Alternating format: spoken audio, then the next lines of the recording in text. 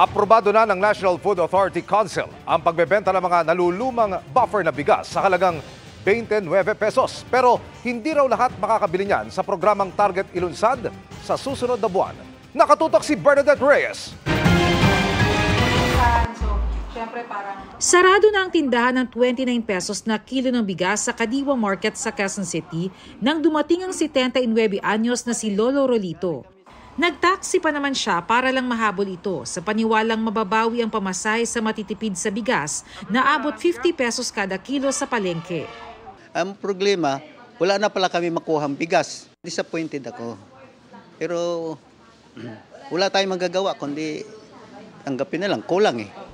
Dismayado rin ang mga nagpunta sa Kadiwa Store sa Bureau of Plant Industry sa Maynila na karamihan may edad na.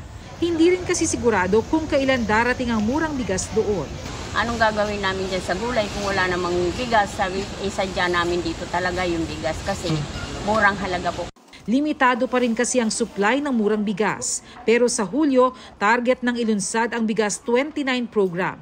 Inaprubahan na kasi ng National Food Authority Council ang pagbibenta ng aging o nalulumang buffer stock na bigas ng NFA basta maayos pa ang kondisyon at pwede pang kainin. Yung aging rice natin, 3 months for rice and 6 months for palay, ini-ensure ng ating kagawaran na maganda yung quality na ipapamahagi, ibebenta.